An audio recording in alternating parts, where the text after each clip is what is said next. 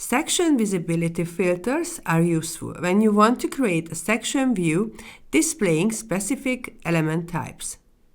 Previously, you only had the option to disable point clouds, terrains, and objects on the sections.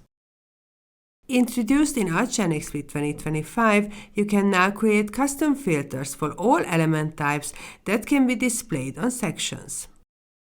In the Section Properties dialog or on the dashboard, you can find predefined filters that are ready to use, or you can create custom filters for your specific needs. To create a custom section visibility filter, select the Add New option and create a new filter. Add the element types to the list that you want to exclude from the section representation.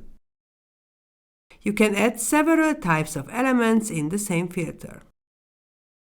Click OK and the section is automatically updated with the filter you just created. Now you can change between the section visibility filters to best fit your representation needs.